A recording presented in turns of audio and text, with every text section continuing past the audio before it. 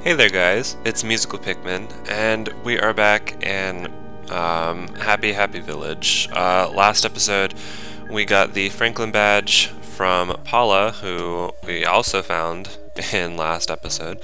Now we're just gonna go and try to find Mr. Carpenter, who is apparently the leader of the village. And there are a bunch of cultists in here. The easy way to figure out like which way to go in here is you have to make sure that you pay attention to how all of them are moving, because they might, the ones that you can go through and talk to, their like walking animation is a little different than the other ones, and sometimes they might trick you like this, because like, see, I'm facing the other one, but it's directing me towards the one that I just talked to, because he's the only one that I can talk to in that specific spot. In this one, I believe it's just a fight. We won't be able to go through here. Calls for help in the middle of a giant cultist area, and nobody goes to help him. That's actually really sad.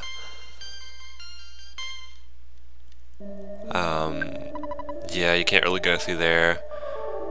The only other way we can go is here, I think. Green. Oops, that's not it.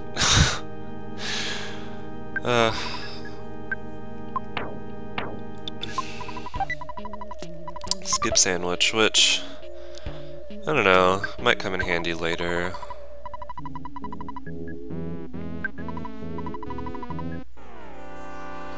And you will have to fight this person regardless if, like, you don't fight anybody else, because he's blocking the path.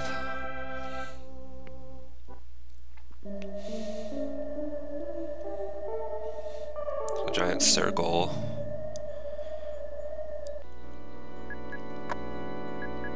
Are you Mr. Carpenter? I screamed because I didn't know what else to do. I guess not. This must be Mr. Carpenter. Let's just check my health before we fight him. I'll eat that croissant that I got earlier.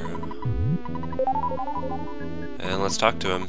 I've been waiting for you. I need your assistance to help to make the world blue and change to a happy and peaceful society. If you don't want to be my right hand, my left would be just fine. Just kidding. Your existence is a problem to me and my religion. And the lightning was reflected by the Franklin badge. Like I said in the last part, you don't need to wear the Franklin badge for it to reflect anything.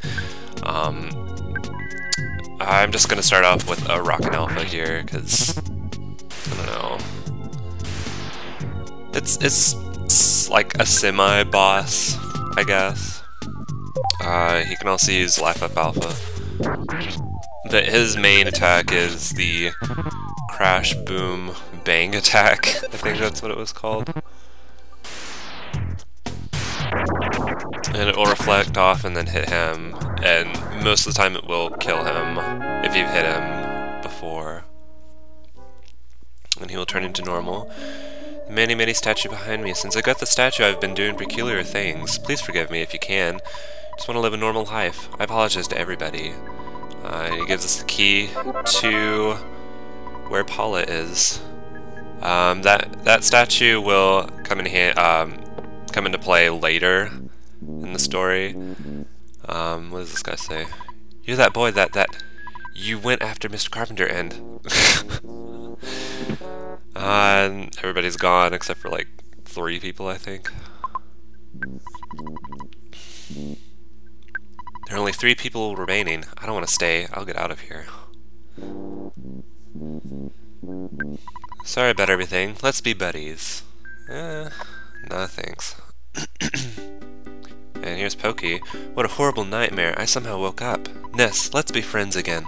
Please answer me. I promise to be good. Okay. Sure, Pokey. Ha, I lied. See you, sucker. Oh, Pokey. What can we ever do with you? And there's Two Sun music playing now since the blue cult is done. Out of the picture.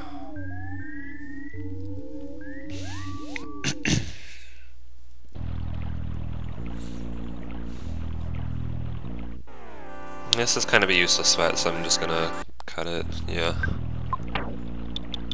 And they gave me a cookie, so I'm just gonna use it right now.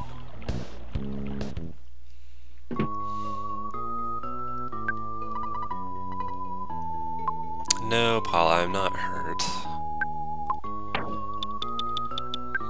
Key to the cabin.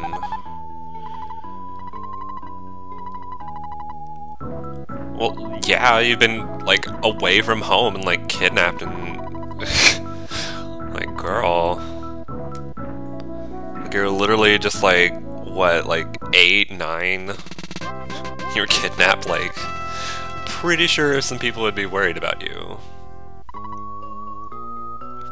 Now, as you can see, Paula's a very, very low level when you, when she joins our party.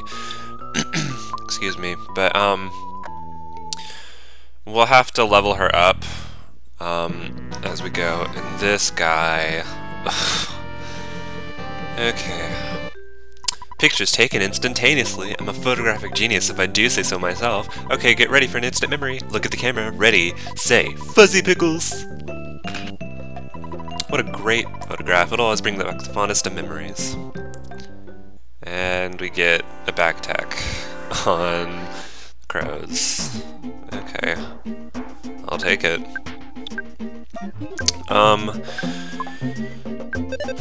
Paula, she basically almost always uses her psychic abilities. Right now she only has Freeze Alpha. Typically that's one of her strongest moves against like all the enemies in this game. But she'll eventually learn other elements as well. I just wanted to show it off in that fight. And we just regained the BP that we got, so I mean, really, just showing it off a little bit. She has very low defense, so I'm just gonna go ahead and get her some things that her, it'll optimize her a little bit.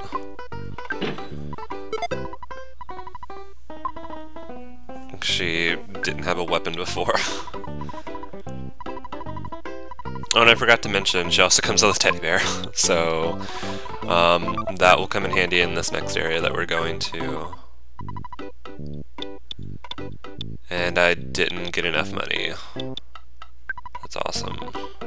I can get the ribbon at least. No, I don't want to give the ribbon to Ness.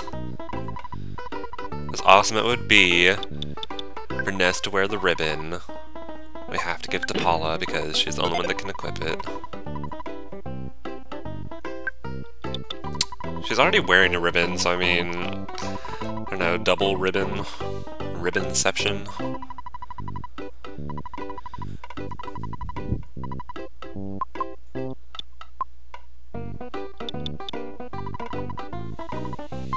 Alright, I think I have enough money now. Copper bracelet. And give that to Paula. That will give her... I think she has more defense than Ness now.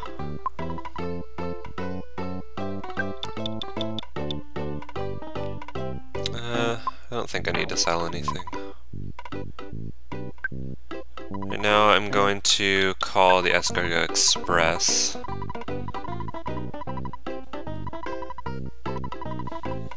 So I can store some items, because my inventory is getting a little bit crowded, even though we just got Paula and she can carry a lot of stuff, but I just like to be a little more organized.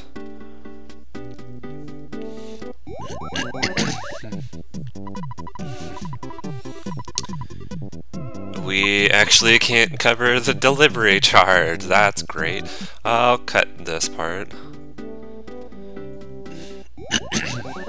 And I think we have enough money now.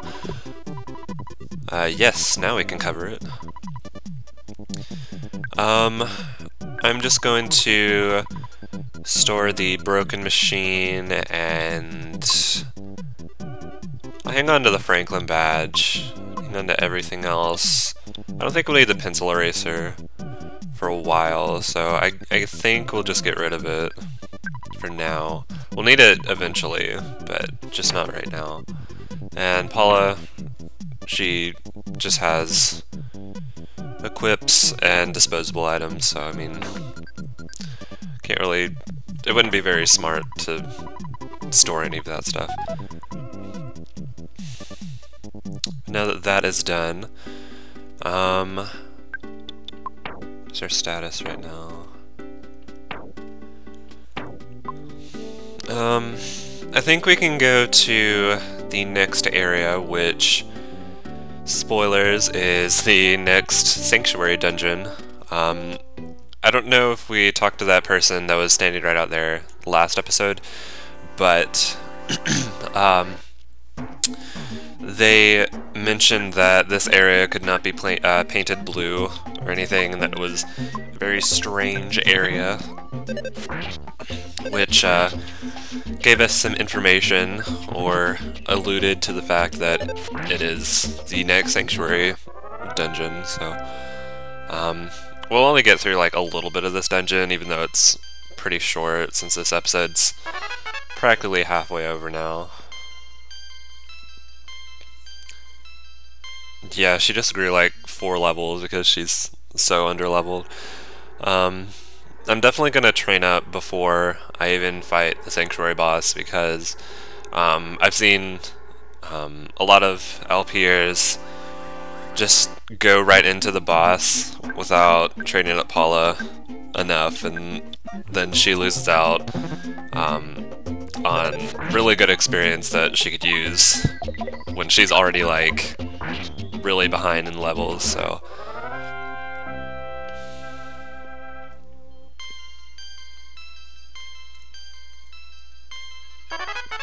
Shield Alpha. That shield is actually a psychic shield instead of the shield that Ness can use, which is a physical shield. So if you're more of a strategic player, I would definitely recommend using shields. I've used them quite a lot, but it's not really that useful to use them early on in the game. Unless you're like in a really tight spot and you have extra PP that you can use.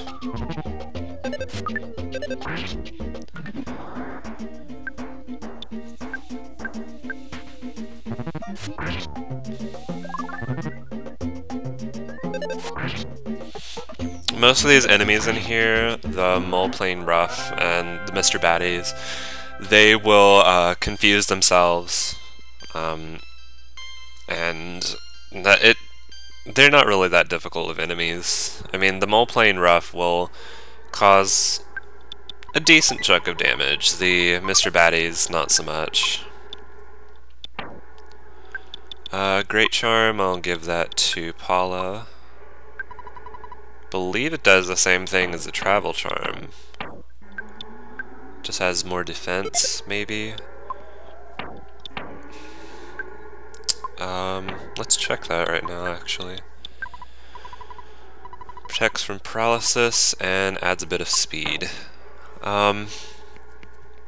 Some people at this point would probably give that to Ness because he's so slow. Personally, I'm just going to give it to Paula because she's really underleveled and I feel like she could use the extra speed. This is actually a really good chance to use the Fire Alpha that Paula just learned a little bit ago. The way that fire works in this game, it basically attacks in a row.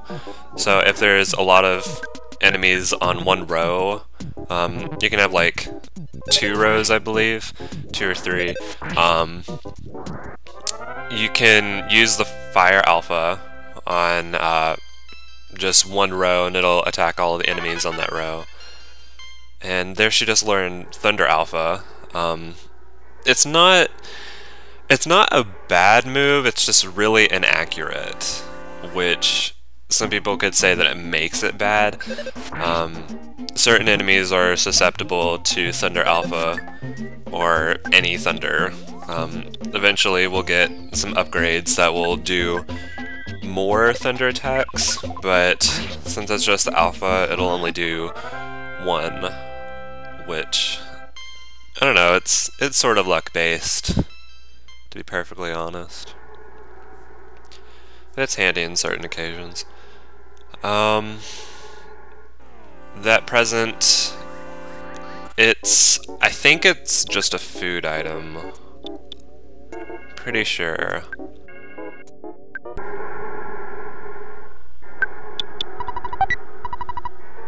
It is a croissant.